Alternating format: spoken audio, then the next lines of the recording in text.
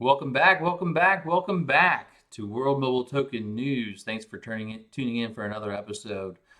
On this week, can World Mobile become the Tinder of Telecom? Let you invest in telecom infrastructure. We'll find out and we'll see what World Mobile came out with this week. The other thing is there a Starlink partnership on the horizon? We'll take a look at what information was released this week. First, let's go from macro to micro. On the stock market this week, it was mostly sideways all week long after last Friday. It went down a significant amount. This Friday, it seems to be repeating, going down a significant amount. When you look at the Bitcoin price, 20,762 right now, and you can see pretty much sideways all week long. And then today, it looks like there was a little whale manipulation there and a steep drop off there down to 20,762. Bitcoin, I really don't get too concerned. It's pretty boring in between, in my opinion, 20,000 and 25,000. So we're just letting it bounce back and forth. A little more concerning on World Mobile Token. I generally keep the same parameters because it's been hovering between 20 cents and 25 cents for quite some time with a few outliers. But now with today's bearish trend, we're down to 19.81 cents, which is below my 20-cent mark. So I'm definitely going to start watching it multiple times a day. The other thing I'm adding to from macro to micro every week, I'm going to take a look at this unique users over the past 24 hours so we can watch that grow together week after week. It's been as high as over 18,000. Right now it's sitting at 8,502 users over the past 24 hours. On the Twitter sphere, there was a big thread from DI Money Mindset, this girl named Laura. And I didn't quite I'm a little skeptical. Not that I don't believe everything I read on the internet, because I do. But some of her numbers didn't quite jive, but we're going to take a look at them and play some kind of what ifs. And it was still interesting at that. So she first says, why Cardano? The foundation of the partnership between World Mobile and IOG was formed from two different visions, but with a common goal. Cardano seeks to bank the unbanked, and World Mobile connects the unconnected. One cannot be done without the other. And you've heard me say this before. I think World Mobile is a flagship program for Cardano. It's going to be the most utilized, or give the most utility to Cardano. I'm excited what they're doing with identities also, but I believe that World Mobile will be their flagship program. So I don't think they're going to let it die. I think it's going to succeed. I think they're going to fund it until it succeeds. But Laura shares that same sentiment. Cardano is going to bank the unbanked, and to do that, you have to connect the unconnected. Now she goes on to say the spectrum connects multiple air nodes to create a mesh network. Each air node provides reliable Wi-Fi internet to 500 to 700 people. I don't know where she got 500 to 700 people from. If there's 1,000 people in a densely populated area, could one air node not cover all 1,000? Is there some type of cap at 700 as far as the amount of traffic an air node can hold? So I want to know where she got the 500 to 700 people from, and what, if there is a cap on the number of users that an air node can handle, what that cap is. So definitely want to know more about that. But let's just say 500 to 700 people per air node. She goes on to say air nodes will be priced with a one-off fee of about 7,000, financed with microcredits. Now I don't know where she got the 7,000 number from. Mickey in an interview said the very most basic air node could be built for $700. Now I always thought it was going to be between $5,000 and $10,000. So I think 7,000 is probably Correct. Now, we don't know if you can buy a piece of an air node or if you'll have to shell out the whole 7,000. She says financed with microcredits, which I'm guessing microcredits is going to be some sort of share in an Earth node. But I haven't heard a confirmation of that yet. We don't quite know how this Tinder of Telecom program is going to work. So let's just humor for a little bit, bring out our calculator, and let's go on the low end. We'll say 500 users per month times an APU of $3 per user times 12 months gives you $18,000 in revenue. Let's say the air node gets half of that, so that's $9,000. And then let's say that the air node owner splits it evenly with the air node operator. Now, this is a lot of assumptions. We don't know exactly how much they're going to pay for internet services, how much traffic there's going to be, and what the rewards are. And he said in the last video that the fine tuning of the sharing economy is one of the biggest challenges. It's going to take a lot of work as they move forward. But let's say we get half of it. That's $4,500 on a $7,000 investment. So if we divide it by 7,000, we're looking at a 64% return on your money. So in a passive investment where I just give my money and I don't have to do any work, I look for a 10 to 20% return. Long-term returns of the stock market are around 10%, which is completely passive, right? If I'm active in the businesses that I own, I want 100% gross profit margin. So you have your revenue minus your cost of goods sold. It gives you your gross profit. Then you deduct your other expenses, and then you get your net profit. I want that gross profit to be 100%. If I invest $1, I want a gross profit back of $1 plus my $1 that I invested. So 64% isn't that bad, depending on how active I have to be. If it's an active business, 64% on a passive investment is really high. Really, really high. Which in the crypto space, people promising outlandish returns is kind of known for too good to be true type of scenarios. So nothing's too good to be true, but that's still within the realm of possibility as a 64% return on a somewhat passive, somewhat active business venture.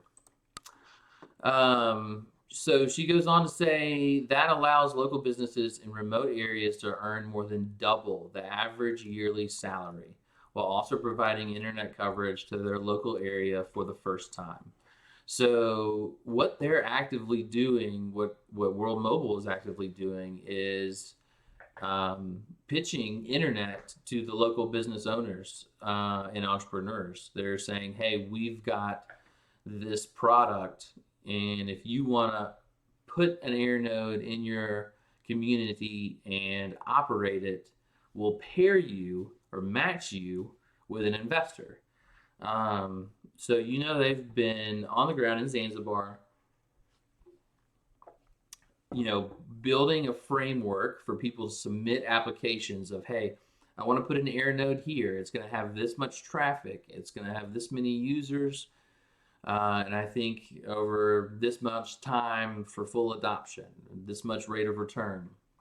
And then those proposals will be matched with what they released this week, trying to make them the Tinder of Telecom. You've got the air node operators on one side and the air node owners on the other side, and you've got to pair them. You want to find a good match, someone who's got a solid business plan that you want to invest in, and you buy that air node and they operate that air node.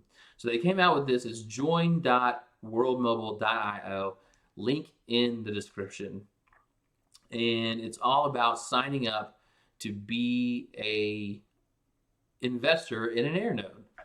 So it says it's got a great hype video. I'm not going to play it. Get paid for owning part of the global mobile network. We make it easy. Sign up to own part of the world mobile network. Be among the first 20,000 to get air node sales alerts. I don't know if there's a cap at 20,000, but I'd go ahead and register your email now so you'll at least have the option.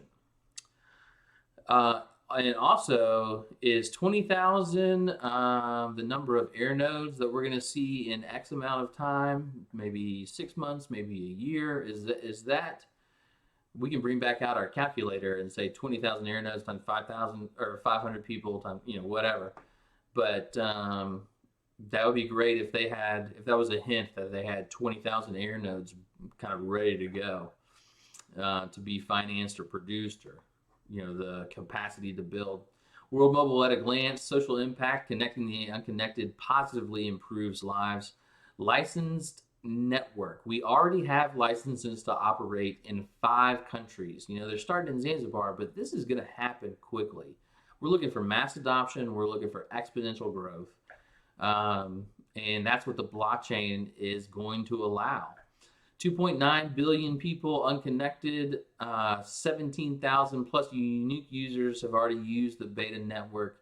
It's $1 trillion industry. The telecom industry is huge. And the fact that Africa has 800 million unconnected people is a huge market to provide telecom services.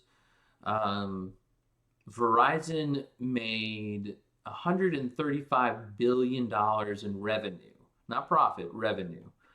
But that's a lot of money. That's a lot of money. So World Mobile Token has a $60 million market cap at the moment.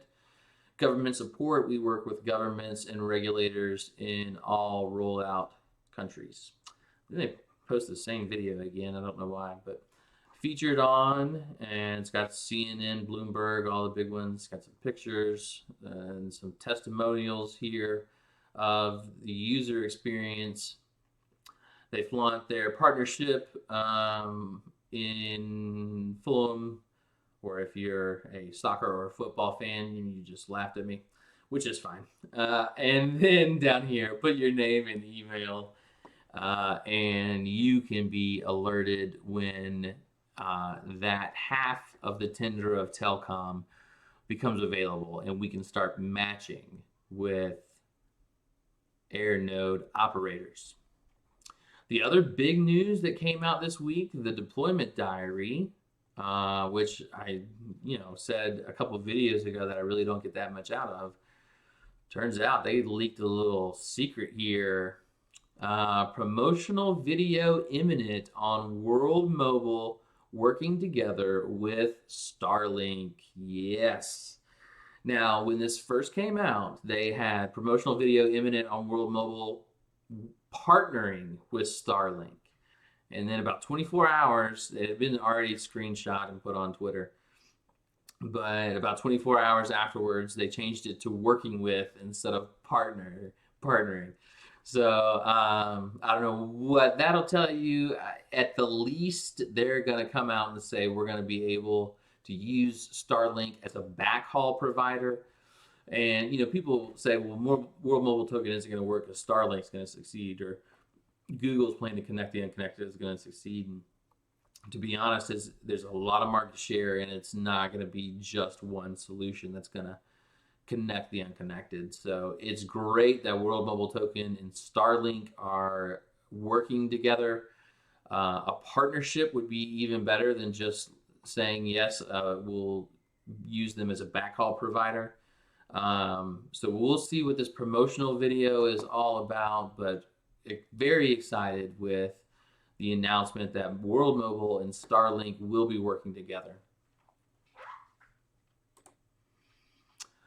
I thought this was interesting on World Mobile Unified. Said, driving factor in the adoption of the connection in of connection to the internet in Africa, look at the median age. And if you look at all of these countries, 15 years old, the median age, 16 years old, 17, 18 years old. So the opportunity to connect the unconnected is just going to get greater. They're going through a population boom in Africa right now.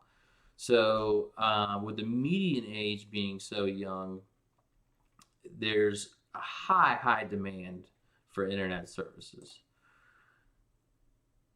This tweet by Mr. Nobody: World Mobile goal is to connect 1 billion people by 2030. If they do just 20% of that, that's 200 million users. This will be the total number of all crypto users today.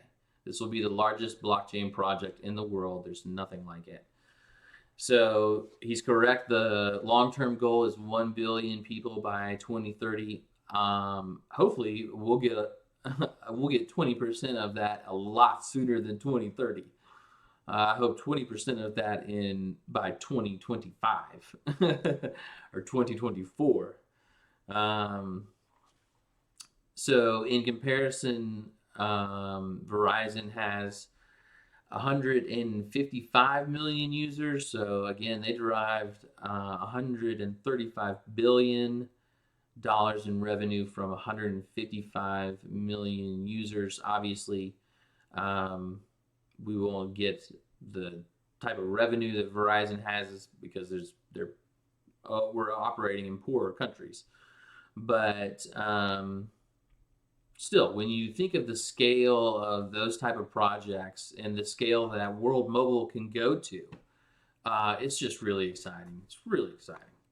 So the last thing I'm going to share is there was an article in International Business Times that came out, a better, cheaper mobile network for everyone. It starts off kind of talking about internet access as a human right and kind of other human rights that have been benchmarked by continents or global ethics. And then they go on to talk about the sharing economy and how that's a revolutionary, that they're using blockchain technology to create the sharing economy that can incentivize each player that plays a role in the shared economy to do their part. Finally, it talks about protecting privacy, and this is kind of touching on what I said earlier about online identity. Online identity is going to be huge. Reputation services are necessary if you're going to lend someone some money. So when you talk about RealFi, there has to be identity services. You have to know who you're lending the money to, and there has to be credibility services. And here in the United States, if you don't pay your phone bill, your phone's going to get shut off, and they're going to put it on your credit report, right? So you're going to have bad credit and no phone. And the same thing is going to be true. You can see other people's payment history, or it will evolve. I don't know if you can see other people's payment histories, but with identity services, you'll know who's going to be a good credit risk. So, anyways, great conversation there. Well written article. Link in the description. That's all I got for this week. Thank you guys so much for tuning in. Like, subscribe to the channel. We will be running an Earth node. If you have World Mobile Token, please support the channel by staking with our Earth node once mainnet goes live. Thanks a lot. Have a great week.